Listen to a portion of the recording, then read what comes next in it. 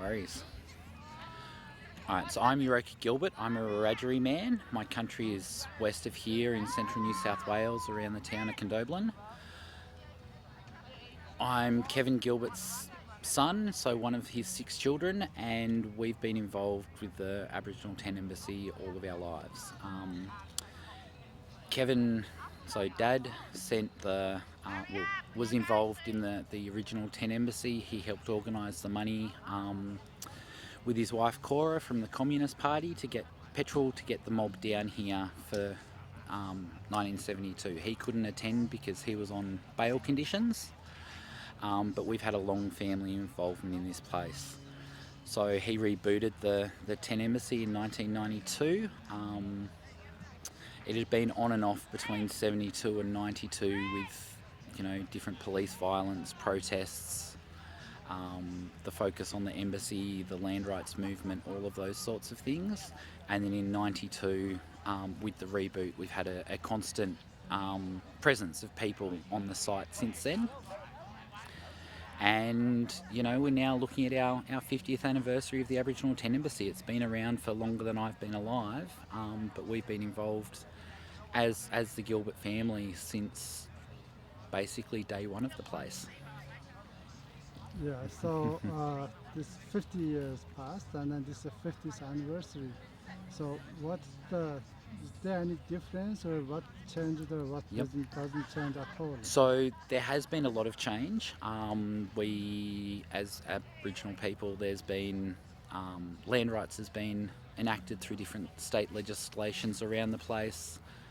And so that's all good.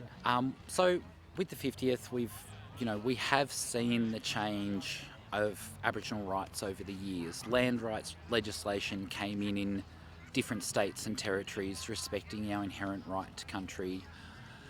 Things changed with native title, where the tenure of native title is nowhere near as good as the tenure under land rights, but state land rights, so state land councils were taken over by the government. So it's a constantly evolving space. You have wins and losses. You go 3 steps forward and you take 4 steps back at times. But the Aboriginal 10 Embassy has been the focus of protest for years. All the issues, Aboriginal deaths in custody, land rights, social justice, pay the rent, the black GST, all of these issues have been brought to focus through the Aboriginal 10 Embassy over the years. Yeah, the Aboriginal 10 Embassy is acting as a hub. Yeah, Yep. So it's for all the Aboriginal people all Yep. over the country. Yeah. All over the country. We've had issues brought to the Aboriginal 10 Embassy from Western Australia, Northern Territory, South Australia, Queensland. If you look around here for the 50th, we've got mobs from literally all across the country talking to us, bringing their issues from their communities in celebration and commiseration of the 50 years of the Aboriginal 10 Embassy on Invasion Day.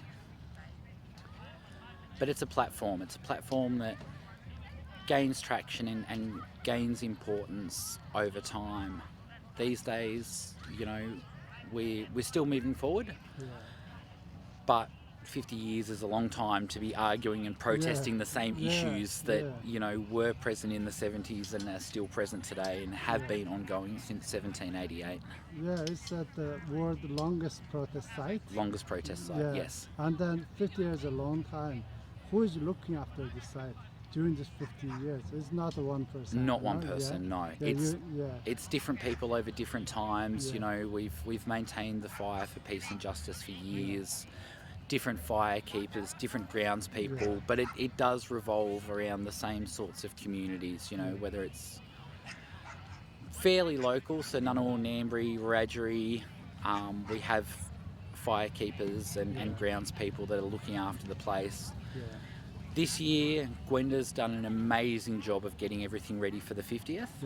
So, and if you had to put 50 years of investment of your time in this place, it will burn people out.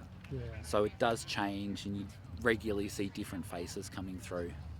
So I heard that one kind of goal is to pass this site to the next generation. Who is being considered as as the next generation? People like me, we're the next generation. I We've see. got other families from the original four that are Yeah. here. That's the next generation, and then we've got our children and grandchildren coming along as well that have all been born into this protest. Yeah. We've all grown up through this protest, so we see what changes and what evolves and the forward steps and the backward steps that happen over time. Yeah. So regarding to the future, one word or one keyword, what do you think, or what's your Sovereignty. sovereignty? This Yep. doesn't change. This Yeah. doesn't change. Yeah. So it's a huge concept. Yeah. It's not the individualistic sovereignty that is being pushed forward on the internet at the moment. It is Aboriginal sovereignty. It is community. It is collaborative. It is control of the base of our land. It's being able to say no to things that shouldn't happen on our country, like mining and things like that, where the current legislation does not protect our country for future generations. You know, a mining company can come in and say, we're destroying this area, and there's very little recourse. You know, it's actually about having that land base, that control, to be able to rebuild our communities, our languages, our culture and our law, to help improve the health of ourselves and the health of our country, and by doing so contribute to protecting the world from the devastation that's about to start. Okay.